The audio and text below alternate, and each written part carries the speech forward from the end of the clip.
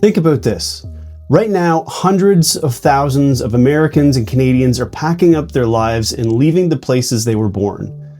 The brain drain from Canada is old news, but the drain from California and other progressive states is a newer phenomena. The reason is that the math no longer works. High taxes, unaffordable housing, streets that don't feel safe, and governments that keep promising to fix it while making it demonstrably worse. In this episode, we're looking at the data on who's leaving, where they're going, and what that tells us about what works and what doesn't. This is what we're covering. First, which US states are hemorrhaging residents, and what that data reveals about why. Second, how blue states compare to red states across every metric that matters to quality of life. Third, California specifically, the single most expensive policy experiment in American history, and why the LA mayoral race should be a colossal wake-up call. And fourth, Canada, who's been running the same playbook for decades and getting the same results. If you think these conversations are as fun as I do, hit that like and subscribe button. This is The Think Report, and my name is Chris.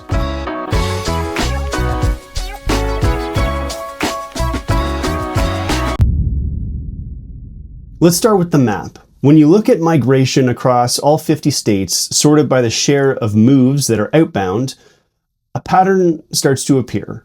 Louisiana leading the exodus at 66% outbound, West Virginia 61%, Hawaii 60%, Wyoming, Delaware, Nebraska, Arizona, all above 55% outbound. On the other end, the states people are running to, like Arkansas, leads at 68% inbound. Idaho 64%, North Carolina 60%, Alabama, Tennessee, Washington, and Montana all north of 55% inbound. The news will say that this is a political story. People are leaving blue states, and the correlation is hard to ignore. California, New York, Illinois, Oregon, Hawaii, New Jersey, all blue, all net outbound, all with top-tier tax burdens. Arkansas, Tennessee, North Carolina, Idaho, all red, cutting taxes, net inbound. But let's be honest about the outliers. Wyoming and South Dakota are red states, losing people. Louisiana has the worst outbound rate in the country and votes Republican. What those states share isn't politics, it's limited economic opportunity. Politics seem to matter, but your economic environment also matters. When you overlay median home prices, the real picture emerges. California's median home is $866,000. Oregon's $521,000, New York $576,000, Massachusetts $750,000. For the states that people are moving to, Arkansas is $255,000, Tennessee is $389,000, North Carolina is $380,000. You can buy an actual house for what a down payment costs in California. If you were to draw a line down the center of this chart, it is clear that the average home price is higher on the states where people are leaving versus going. Then layer on homelessness. Per 100,000 residents, Hawaii is at 81, New York 81, Oregon 54, California 58, Vermont 53. These are the wealthiest, highest spending governments on the continent. The homeless rate is not a funding problem, it's a policy failure. Something started to stand out when I was overlaying more and more data onto this chart. There's a spike on the left side where a group of states had high medium home prices, tax rate hikes, and high homelessness per capita. Once I overlaid state politics on the map, something striking stood out. That group of spiking metrics were a group of blue states. Blue states are states that voted for Harris instead of Trump during the last election. Split all 50 states by the 2024 presidential results, and you get an average for every metric we're looking at. The gap? Not subtle. More people are leaving blue states than red states. The blue states average for outbound is 52%. Red states is 48%. Median home prices for blue states average over $530,000. Red states average $360,000. The homeless rate per 10,000 in blue states is over 30. Red states, under 11. A 3-to-1 ratio. You can see it on the chart. The homelessness line spikes and stays elevated across every blue column on the left, and then drops flat as you move right into the red states. Unemployment in blue states averages at 4.7%, red states 3.7%, a full percentage point. In a labor market of hundreds of millions, that's millions of jobs. And the trajectory is the most damning part. Since 2000, blue states have raised their top marginal tax rates by 2 to 4 points. California, New York, New Jersey, Connecticut, all significant hikes. The red states gaining people, Arkansas, Tennessee, North Carolina, Idaho, all cut their rates by some 3 to 6 points. One side has been cutting taxes and watching people arrive. The other has been raising them and watching people leave. The data doesn't require a genius level interpretation. Red states are outperforming blue states on their own metrics, like homelessness. On every single variable, they outperform blue states. Even metrics like wealth inequality, red states perform better. One of the most important metrics predicting whether a state will have wealth inequality is how much state government debt it has. When governments borrow money and inject it into the economy funnels it towards the rich. It's just how the economy works. And who borrows more money? Blue states. California deserves its own section because it's not just another blue state, it's the blue state. The one that has been setting the template for progressive governments for 30 years. And all the results are in. Let's compare California directly to the 4 states taking its residents: Arkansas, Idaho, North Carolina, and Tennessee. Head to head on every single metric, California loses. Outbound migration, 54% versus 38% average. 16 points worse. Median home price is $866,000 for California, $375,000 on average for those other 4 states. State tax on $100,000 salary, it's about $5,000 versus an average of $3,000. 73% higher. Homelessness per thousand is 48 versus 11.5. 4.2% higher. California claims to be so progressive and empathic towards homelessness, yet it's performing so colossally worse. The tax rate changed since 2000. California has raised by 4 points versus the other 4 states have reduced by almost 4 points. That's almost an 8-point spread. So not one metric, not two, every single metric California performs worse. And this isn't comparing California to Mississippi, it's comparing it to the states that are winning the migration war.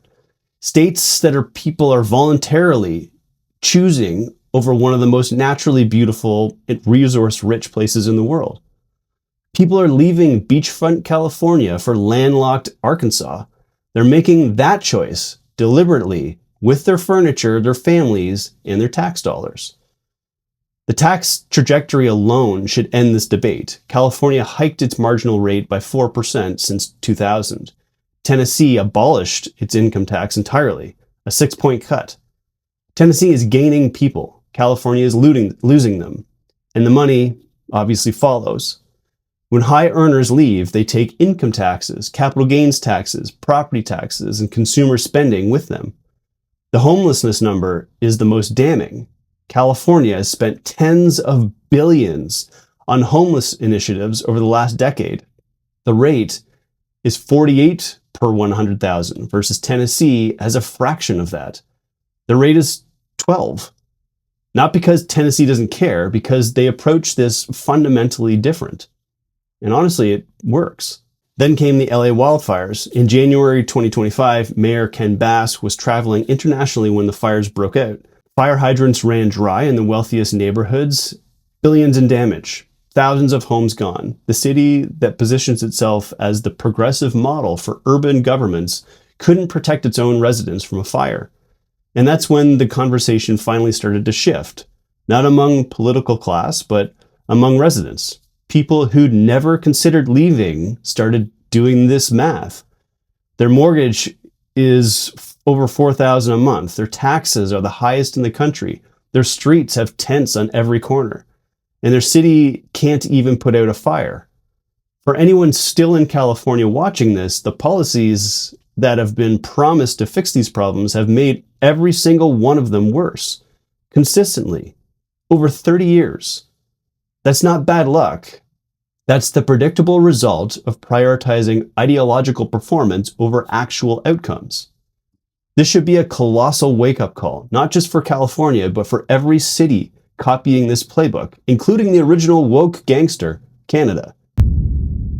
If you want to see what California looks like at the national scale, run for a decade by Liberal government that confused virtue signaling for governments, just look at Canada under Justin Trudeau. Let's start with the headline. In 2024, 118,000 Canadians left the country permanently. That's the largest emigration figure since 1967. Where do they go? Most of them go to the US. Think about that. A country of 40 million people with one of the highest immigration rates in the world is simultaneously hemorrhaging its own citizens at a pace not seen since 2 generations. They're importing people through the front door and watching their own residents sprint out the back door. Where are they leaving from? Ontario accounts for 48% of all departures, despite of being only 39% of the population. In the first quarter of 2025, over 50% of everyone who left Canada was from Ontario. That's not a statistic, that's a mass exodus from the most populated province in the country.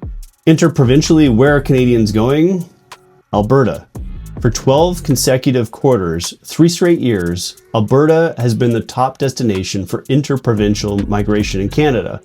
In the second quarter of 2025 alone, Alberta gained over 6,000 people from other provinces, while Ontario lost almost the same amount. The math is almost symmetrical. Ontario is literally exporting its middle class to Alberta. Why Alberta? Because Alberta is the Texas of Canada. No provincial sales tax, the lowest income tax rate in the country at a flat 10% compared to Ontario's top rate of 13%, which, combined with federal tax to hit a combination top marginal tax rate of 53%. 53%. Most of what you earn in the top marginal rate, you don't even keep. In Alberta, that combined rate is 48%. That's a 5.5 point gap at the top. Now let's talk about what a decade of Liberal governments actually produced in the places people are running from. Housing. When Trudeau took office in 2015, the average Canadian home cost roughly $434,000. By the time he resigned in January 2025, it was over $700,000 nationally. In Toronto, the average home is $1.2 million. In Vancouver, the benchmark detached house is $1.93 million. The Liberals launched program after program. The first-time home buyer incentive, the Housing Accelerator Fund, the apartment construction loan program, and not one of them moved the needle. They spent a decade blowing money and managing the optics of a housing crisis while doing nothing to structurally fix it. Instead, the Liberals increased immigration targets to 500,000 people per year in a country that was building nowhere near enough homes to absorb them. And they poured fuel on a fire and called it climate policy. The national median homelessness rate has been sitting at around 31 per 100,000 as of 2026, up sharply from 25 in 2025 and 24 in 2024. Ontario alone had 85,000 people experiencing homelessness in 2025, a 50% increase since 2021. 50%. In 4 years, despite billions in housing and homelessness spending, the government's own report says homelessness has not returned to pre-2020 levels, even as housing and homelessness funding increases and services expand. Read that sentence again. More money, worse outcomes. That's not a funding problem, that's a policy failure. Trudeau's signature policy, the carbon tax, the one he staked his legacy on. By 2025, it had risen to 21 cents per liter of gasoline, 25 cents per liter of diesel, and 18 cents per cubic meter of natural gas. The government's own parliamentary budget officer, an independent, nonpartisan watchdog, confirmed that most Canadian households pay more in carbon tax than they get back in the rebates. Working Canadians were taxed on the energy needed to heat their homes and drive to work in a country where winter temperatures regularly drop to -30. so the government could claim it was fighting climate change. And the middle class felt every cent of it. Every time they filled up, every time they opened a utility bill, every time they bought groceries, because the transport costs flow through to the food prices. Justin Trudeau was pushed out by his party in January 2025, facing a no confidence vote. And yet, Canadians re-elected the Liberal government with Carney. This last election is beyond explanation. The parallel to California is exact. Both governments spent a decade prioritizing a narrative over results. Both produced the same outcomes: people leaving, housing unaffordability, streets deteriorating, and a tax burden that's climbing. Both ignore the evidence and continue to virtue signal our tax dollars away. Here's what the data tells us. People are not leaving California, Ontario, and British Columbia because they hate these places. They're leaving because the cost-benefit calculation has broken down completely. The taxes are too high. The housing is too expensive. The streets don't feel safe. And every single metric that measures quality of life is moving in the wrong direction. And the places they're going aren't perfect. Arkansas has economic challenges. Idaho is getting more expensive. Alberta is absorbing growth faster than it can build. But the fundamentals are better. And more importantly, the direction is better. Taxes going down, job markets tightening, housing still half the price of the places people are escaping from. The migration data is the most honest poll ever conducted. It doesn't ask people what they think. It measures what they actually do when given the freedom to choose. And right now, by the hundreds of thousands, they're voting with their moving trucks. The governments running the places people are fleeing have had a decade, in some cases 3 decades, to show that their approach works. They have not shown that. They have shown the opposite. At some point, the evidence stops being deniable. And at this point, a one-way moving truck isn't a lifestyle choice, it's a verdict. Think about that.